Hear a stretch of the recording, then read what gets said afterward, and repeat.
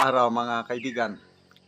Pag-usapan naman natin ngayon ang mga vloggers na pumalaot sa larangan ng politika ngayong 2025 na elections. Dito sa headlines ng Philippine Star, title, Content Creators Try Hand in Politics. Okay. So, sino-sino? Apat sila.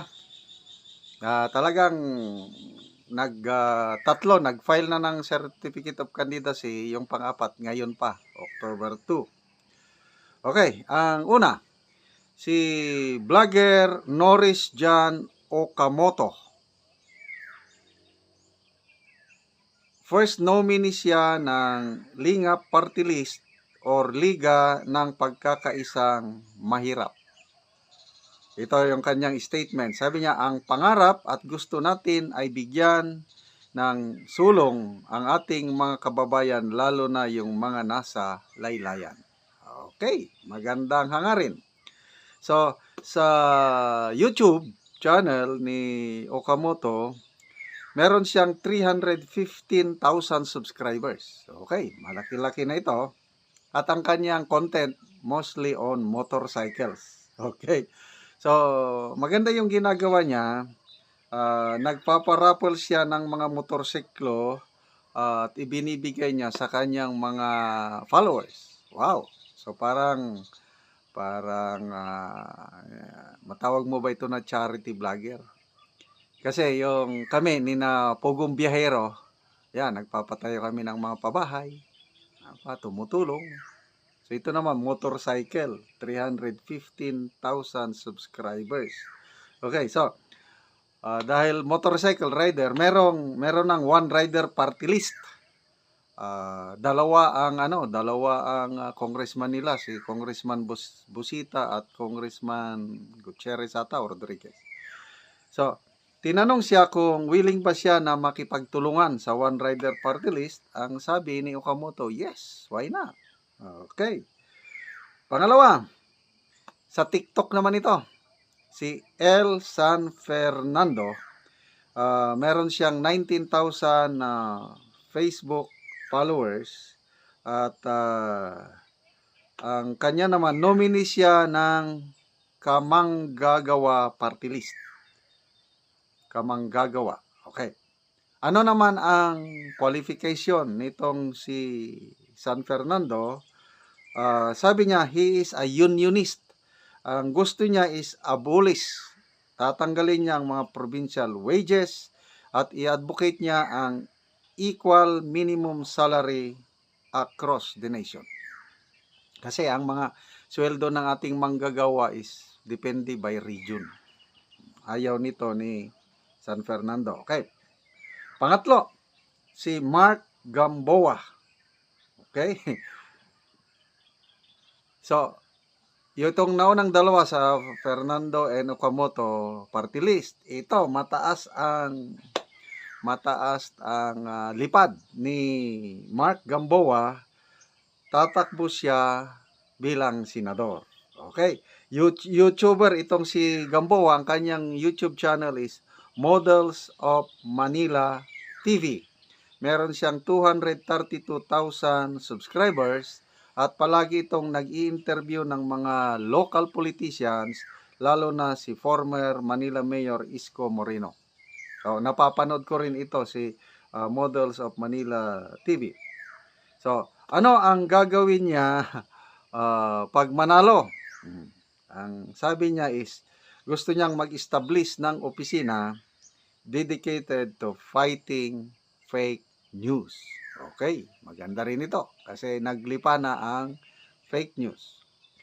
So, tatlo na yan Gamboa, San Fernando, and Okamoto. Sino yung pangapat? Ito yung pinakamasikat.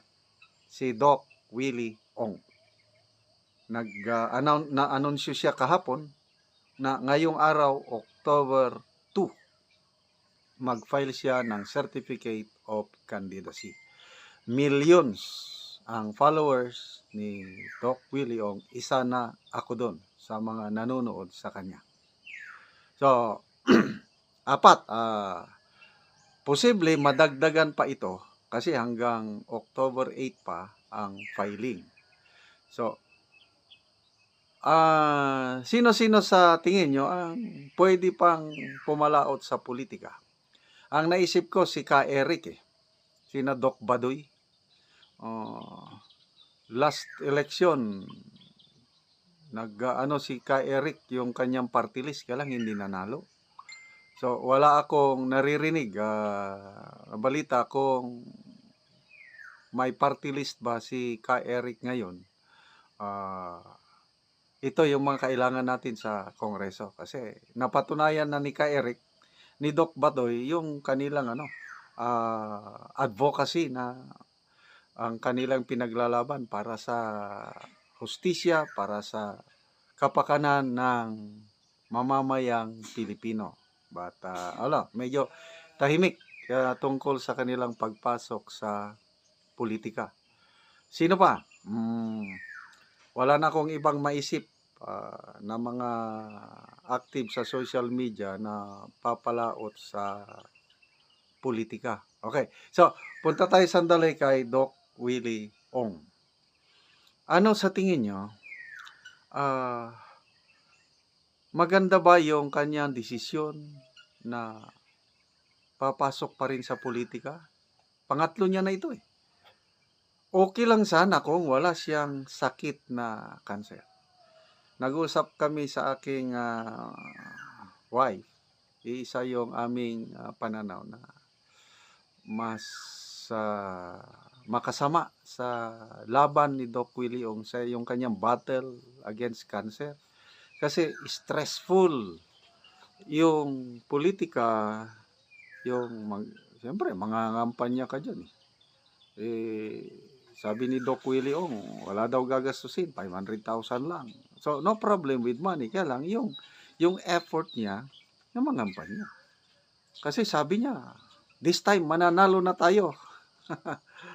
Personally, gusto kong manalo si Doc Willie Ong dahil nakita ko na may puso siya na gustong tumulong. Ako, personal, natulungan ako ni Doc Willie Ong. Ang laki ng pinag-iba ng aking health condition ngayon. Kumpara noon, nung hindi ko pa siya napanood. Panahon ng pandemic, nung takot na ako, nung nagkaroon ako ng lifestyle change nung pandemic, dahil mamamatay na tayo Kailangan palakasin natin ang immune system. At yun na nga, dahil walang magawa pandemic, simula kong manood ng YouTube. At doon, lumabas sa aking screen, Doc Willie Ong, pinanood ko, nako, ang ganda yung kanyang mga tips o practical advice. Sinunod ko kagad, sinubaybayan ko na siya. May isa pang doktor, ito, i-recommend ko Doc Atoy Arboleda. Yung dalawang doktor na yan, ang aking mga, anong tawag doon, personal doctors. YouTube doctors. So, yung nakuha kong knowledge, tips kay Dr. Willie Ong and Dr. Atoy Arboleda, in-apply ko sa aking buhay at napakaganda ang resulta ngayon.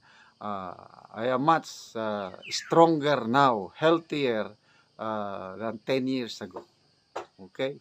May mga nagsabi na hindi ka, bata ka pa man sir, you do not look like your age. 65 na ako ngayon.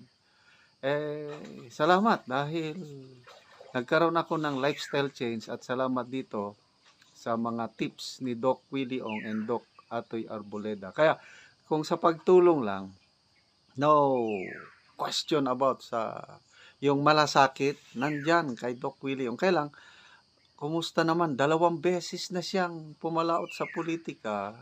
Una, senador. Pangalawa, vice president. Wala pa rin. Ngayon, may sakit pa siya. Kakandidato pa siya. Paano? So, worried kaming mag-asawa yung kanyang health. Kasi, sigurado maapektuhan siya, ma-stress siya. Kailangan mo, kung lumalaban ka ng cancer, kailangan mo ng strong immune system. Nabanggit niya na sa kanyang mga vlog, ang isang dahilan bakit siya nagkasakit, stress Kaya ito, lesson learned sa atin, ano? Hindi naman natin maiwasan yung problema. Magkaka-stress tayo. Eh di, i-manage natin yung stress. Hindi tayo magkakaroon ng stress-free life. Pwede lang stressless. Bawas stress. So, ako, ginagawa ko is, it's all in the mind eh. Let's guard our thoughts and minds. Hindi papasok ang mga negative. But the most ano sa akin ngayon is yung pananalig sa Diyos. Dahil kumapit ako sa Diyos, yung may relasyon ako sa Diyos. Yung sinasabi ko sa inyo palagi yung ABC, yung Ebanghelyo, good news ng Panginoong Hesus tinanggap ko. Ano yung ABC? A, accept that we are sinners. B, believe. Maniwala tayo na namatay at nabuhay muli ang Panginoong Hesus para sa kapatawaran ng ating kasalanan. Tinanggap ko yon. At ngayon, C, commit. I committed, I surrendered my life to the Lordship of Jesus Christ. Dahil doon, dahil alam ko na kasama ko ang Diyos, nasa akin ang Holy Spirit, yun ang aking strength, yun ang aking depensa sa mga problema sa buhay. Kaya, stressless lang. Problema, tawanan mo yung problema. Kaya, good luck sa 4 na vloggers na ito na pumalaot sa politika. Sana may patutunguhan ang kanilang kandidatura.